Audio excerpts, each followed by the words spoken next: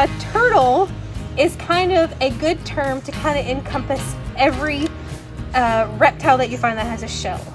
A tortoise is kind of a more specialized, specific term for turtles that live on the land a lot and have the higher dome shells with the club-like feet. But yes, if you say turtle, you're going to get anybody that's got a shell, pretty much. And then a difference between a turtle and a tortoise. So you're going to have your aquatic turtles are going to have flippers. So they're going to need to be able to swim through the water. So they've got their webbed toes, and then their stream-like shells. So they're more kind of water dynamic, not necessarily aerodynamic, but water dynamic.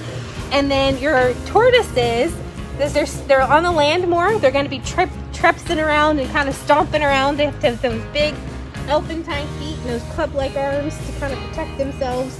And then these really high dome shells. The shell is the outer part of their body. So all of their spine runs right along here, and then the rib cage runs, off of the spine, and it's all attached to the shell.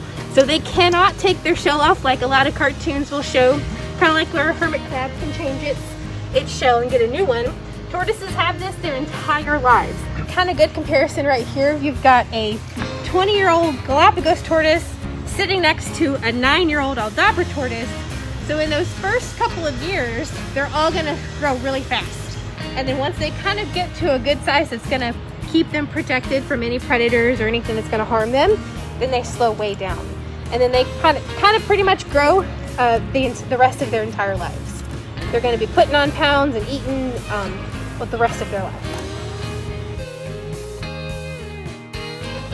There is an Aldabra tortoise. I'm sure you could probably Google him. His name is Jonathan, and they guess him to be about 100. I think he's 189 this year. For sure, more than 130 of his years documented. So they weren't exactly sure how old he was even when they found him in the wild. But still, well over 100 years is what we like to say. All giant tortoise species are endangered, yes.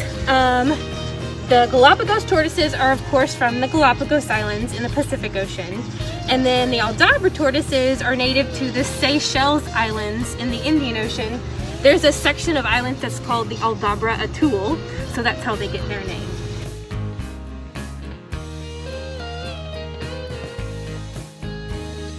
A lot of times, strawberries are the key one that I will go to. They will do anything for a strawberry. They love watermelon, cantaloupe, anything that's kind of brightly colored. Carrots and sweet potatoes are part of their normal diet, but if I need to get them shifted in at the end of the day, I will usually hold back a couple pieces of carrot or sweet potato just because it's that bright color. So we'll use, when we're weighing them, we'll use strawberries because we want it to be a special treat, because we want them to really want to do this behavior. And then anytime the vets are in here and they do a really good job with any blood draws or anything like that, we'll give them some strawberries because we want to reinforce that the tortoises did a really good job with something that's kind of scary.